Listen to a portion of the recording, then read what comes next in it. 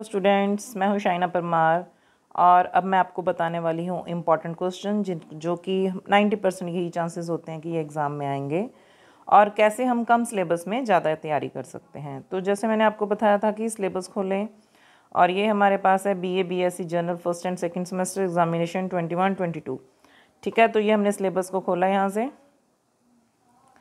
Download पे click किया तो ये मेरे पास सिलेबस खुल गया है पंजाब यूनिवर्सिटी चंडीगढ़ का। ठीक है, यहाँ पे हम देखेंगे कि हिस्ट्री कहाँ है। तो हिस्ट्री एंड कल्चर का जो सिलेबस है ये देखें, हिस्ट्री वाले स्टूडेंट कंफ्यूज ना हो। History and culture of Punjab, यानी कि जो बच्चे पंजाबी नहीं पढ़ते वो ये पेपर पढ़ते हैं। ठीक है, तो जो हिस्ट्री है वो अलग से है। हिस्ट्री है 106 नंबर पेज पे, तो हम 106 नंबर पेज पे चलते हैं। ये सारा सिलेबस BA 1 का ही है, सेकेंड सेमेस्टर और फर्स्ट और सेकेंड सेमेस्टर का। ठीक है, तो आप यहाँ से अपने सिलेबस चेक कर सकते हैं कि उसको कौन से पेज नंबर पे आपका जो सिलेबस उन्होंने दे रखा है। ठीक है, तो हिस्ट्री का काफ़ी आगे है, अल्फ़ाबेटिकली उन्होंने सिलेबस दे रखा है। आप अगर यही वाले क्वेश्चन जो मैं आपको बताने वाली हूँ यही करेंगे तो 100% मैं श्योर हूँ कि आपका क्वेश्चन कोई भी मिस नहीं होगा एग्ज़ामिनेशन में। और सबसे बड़ी बात, आपका टाइम कम कंज्यूम होगा तैयारी करने में और आप अच्छे से तैयारी कर पाएंगे। तो ठीक है, हम यहाँ पे आते हैं अपने सिलेबस पे। ये रहा हमारा सिलेबस हिस्ट्री का। आप बाकी सिलेबस में भी इस तरह से ही अपनी चॉइसेस के साथ स्टडी कर सकते हैं। ये देखिए हमारे पास एशियंट इंडियन हिस्ट्री। ठीक है, ये उस दूसरा है आर्कियोलॉजिकल डिपार्टमेंट का। हमारे पास हिस्ट्री का ये रहा, जस्ट वेट, डिफेंस 106 पे ही था, मिस हो रहा है, अभी ढूंढ लूँगी मैं। आप, ये रहा हिस्ट्री। ठीक है, ये सेमेस्टर 1 का है, तो सेमेस्टर 1 तो हमारा हो चुका है, तो अभी हम सेमेस्टर 2 का देखेंगे। ये रहा हिस्ट्री सेमेस्टर 2। तो सेमेस्टर 2 में हम पढ़ रहे हैं medieval India, history of India 1200 से लेके 1750 तक। तो ये होती है मेडिवल इंडिया। और सबसे बड़ी बात का ध्यान रखना है आपने कि पेपर को अटैम्प्ट कैसे करना है। तो हमने सबसे पहले देखना है कि पेपर में सबसे पहले नंबर पे होगा हमारे पास छोटे क्वेश्चन। ठीक है, तो छोटे क्वेश्चन जो होंगे वो आपने अच्छी तरह से तैयार कर लेने हैं। ये देखिए 4 यूनिट में आपका सिलेबस डिसाइडेड है। ठीक है, 9 क्वेश्चन होंगे आपके एग्ज़ाम में, जिसमें से सबसे पहले होगा आपके पास शॉर्ट आंसर टाइप क्वेश्चन। ठीक है, तो वो वहाँ पे आपको 15 शॉर्ट आंसर टाइप क्वेश्चन देंगे, यहाँ देखिए, और उनमें से आपने कितने करने हैं, 9 क्वेश्चन जो हैं करने हैं। ठीक है, तो 9 क्वेश्चन आप करेंगे, 9 × 2 18 मार्क्स। ठीक है, उसके बाद आपके पास 4 यूनिट्स होंगे, 4 यूनिट में 2-2 क्वेश्चन होंगे। ओके, तो उनमें से आप एक करेंगे। ठीक है, ऐसे यूनिट 1 बना होगा, उसमें पहला क्वेश्चन होगा, दूसरा नहीं, पहला क्वेश्चन तो आपका शॉर्ट आंसर टाइप हो जाएगा ना, तो दूसरा क्वेश्चन होगा, तीसरा क्वेश्चन होगा, इन दोनों में से आप एक करोगे। ऐसे ही सेकंड यूनिट में होगा 4, 5, उन दोनों में से एक करो। ऐसे ही थर्ड में से होगा 6, 7, उनमें से एक करोगे। ठीक है, और ऐसे ही फोर्थ यूनिट होगा हमारे पास 8 और 9 क्वेश्चन, उनमें से भी एक करोगे। इस बात का ध्यान रखना है कि जो फोर्थ यूनिट है 8 और 9 में एक होगा क्वेश्चन, एक होगा मैप। तो मैं आपको सजेस्ट करूँगी कि आप मैप ही करें। ठीक है, तो अभी हम ये सारा यहीं से चेक कर लेते हैं कि हमें क्या क्या करना है और क्या क्या नहीं करना है, कौन सा क्वेश्चन हमने प्रिपेयर करना है और कौन सा नहीं करना है। ठीक है, तो मैं आपको बड़े ही क्लियर ढंग से समझाने वाली हूँ कि किस तरह से आप अपने एग्ज़ाम की तैयारी करें। तो सबसे इम्पॉर्टेंट चीज़ जो नोट करने वाली है, आप अभी अपनी कॉपीज़ पे नोट कर लें कि नंबर 1 क्वेश्चन होगा शॉर्ट आंसर टाइप। ठीक है, जिसमें से आपने कितने करने हैं, 9 अटैम्प्ट करने हैं। नंबर 2 क्वेश्चन होगा और नंबर 3, ये दोनों में से आपने एक करना है। 4 और 5 दोनों में से आपने एक करना है। 6 और 7 दोनों में से आपने एक करना है। 8 और 9 दोनों में से आपने एक करना है। तो ये अगर आपके दिमाग में बात बैठ गई है तो आपको पता चल जाएगा कि किस तरह से हमने इस सिलेबस को अटैम्प्ट करना है।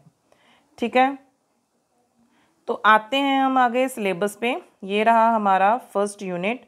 अब इसमें से क्या करना है क्या नहीं करना है ये बताने वाली हूँ। देखिए पहले नंबर पे आपके पास क्वेश्चन है establishment of Turkish rule and Muizuddin of Gaur.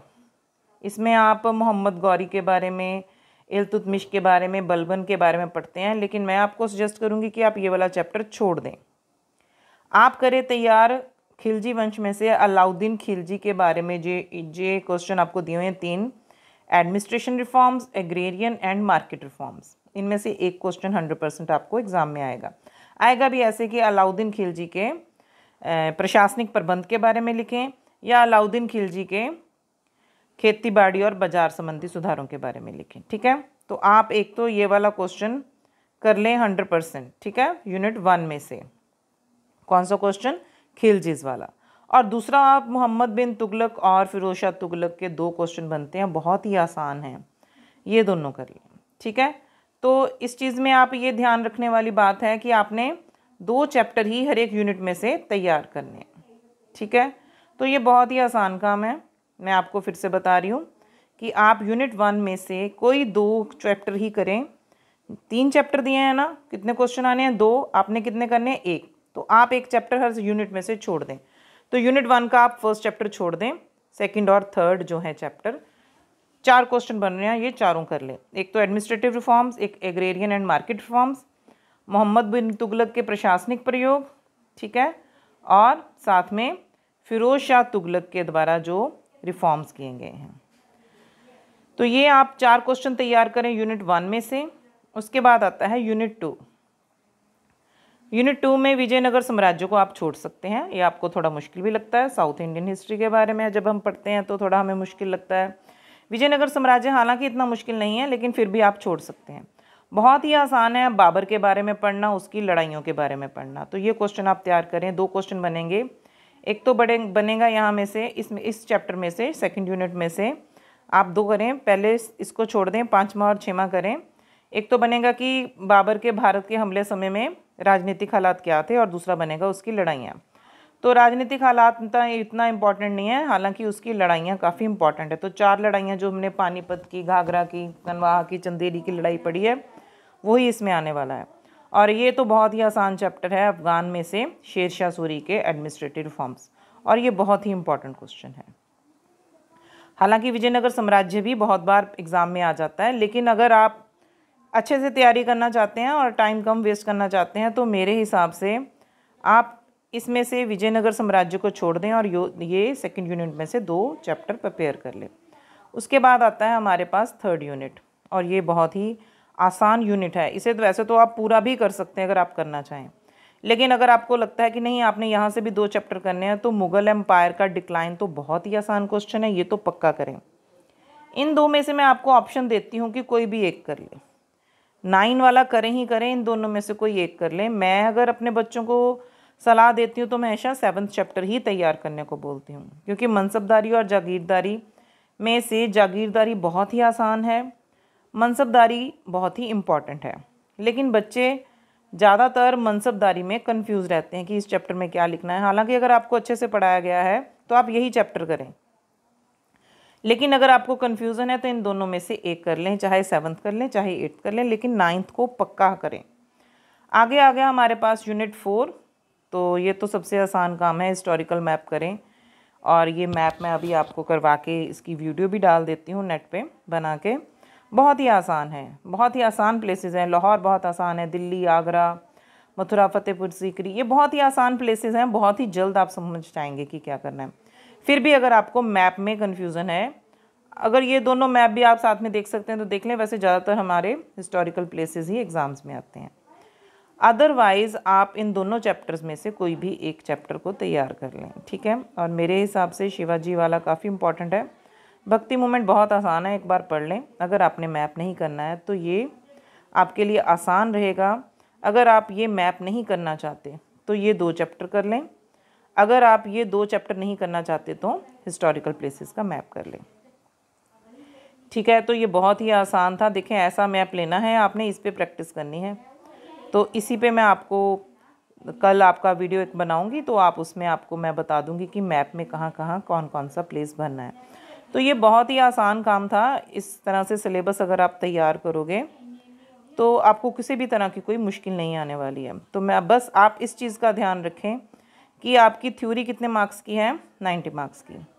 Private students की कितने की होगी, 100 की। ठीक है, 90 मार्क्स का एग्ज़ाम आएगा और असेसमेंट कॉलेज की तरफ से जाती है। 3 घंटे का पेपर होने वाला है और हर एक क्वेश्चन 18 मार्क्स का होगा।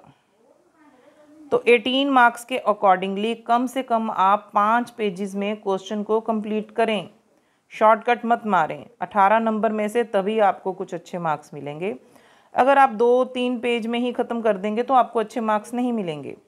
और हमेशा क्वेश्चन लिखने से पहले आप जब भी स्टार्ट करते हैं तो इंट्रोडक्शन लिखें क्वेश्चन की कम से कम 10 लाइंस में। फिर जो भी आपका क्वेश्चन है उसके बारे में एक्सप्लेन करें। फिर उसका कंक्लूजन लिखें कम से कम 5 से 8 लाइंस में। मिनिमम है ये, मैक्सिमम आप जितना मर्जी लिख सकते हैं।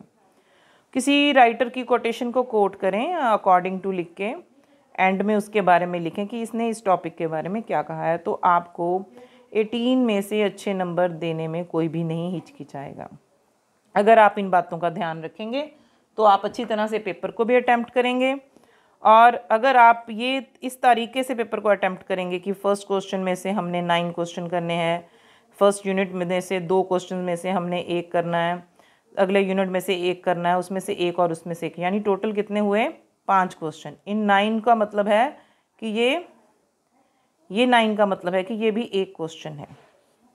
ठीक है, तो आप ऐसे करें कि 5 क्वेश्चन कंप्लीट करने हैं तो उनका टाइम भी डिवाइड करें कि ये सोच लें कि एक क्वेश्चन पे मैंने मैक्सिमम 35 से 40 मिनट ही लगाने हैं, तभी आप 5 क्वेश्चन कंप्लीट कर पाएंगे।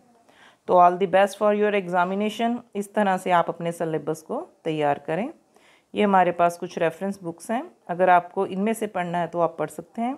अदरवाइज सिलेबस के अकॉर्डिंगली बुक्स भी वहाँ मार्केट में अवेलेबल हैं। ठीक है, इसी तरह से आप अपने अगले सिलेबस में चूज़ कर सकते हैं। जैसे ये 2-2 यूनिट दे रखे हैं तो उनमें से कोई एक क्वेश्चन को आप अच्छे तरीके से प्रिपेयर कर सकते हैं। तो this is very easy to prepare for the examination.